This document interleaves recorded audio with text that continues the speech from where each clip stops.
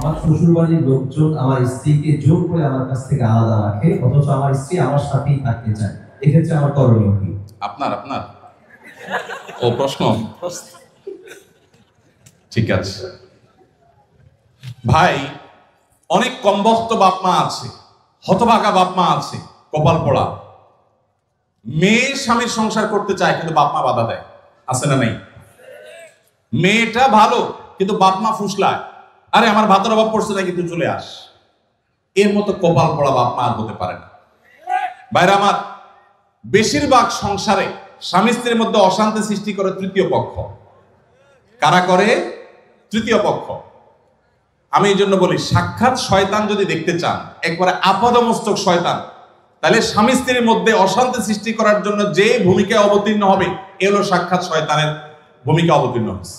কথা কি বুঝাতে পারছি? শয়তান সবচেয়ে খুশি হয় কোন কাজে জানা আছে আপনাদের?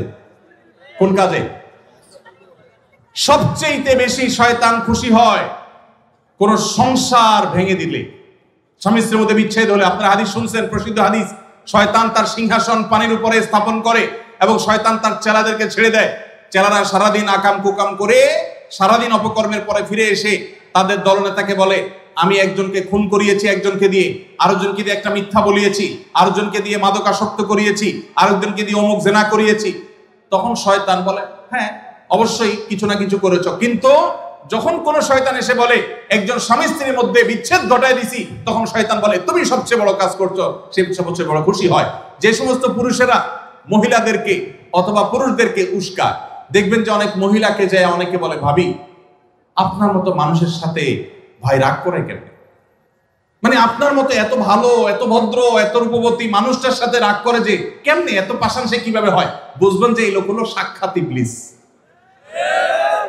আবার একই কথা ওই পুরুষ লোকটাকে যদি বলে যে ভাই আপনি তো রাজপুত্র, মাশাআল্লাহ, আপনার কপালে রাজরানী আসলেও কম হবে ভাই, তাহলে তার উস্কায় দিচ্ছে। তার মানে সে মনে মনে চিন্তা করবে, তাহলে আমার বউ এটা আমার জন্য আসলে মানায় না, আমি তাহলে এত বেশি যোগ্য পুরুষ।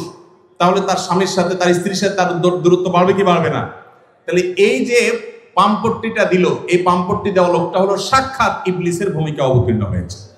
অতএব খবরদার, স্বামী স্ত্রীর মধ্যকার অশান্তি সৃষ্টি করার জন্য কেউ তৃতীয় পক্ষের ভূমিকা রাখবেন না। এমনকি সেটা যদি বাপমাও যদি হয়, সে বাপমা আল্লাহর কাঠগড়ার আসামি হবেন।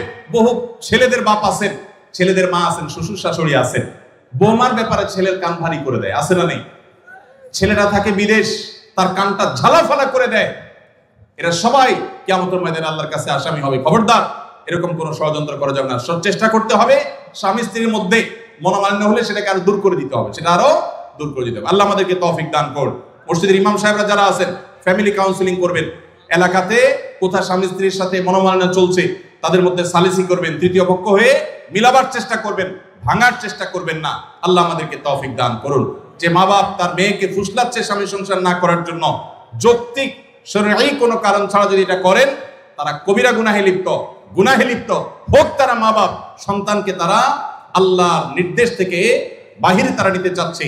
ফ্যামিলি ব্যবস্থাপনা এবং দাম্পত্য জীবনের সুখ শান্তি ইসলামে খুবই গুরুত্বপূর্ণ বিষয়। আল্লাহ তাআলা আমাদেরকে বোঝার তৌফিক দান করুন।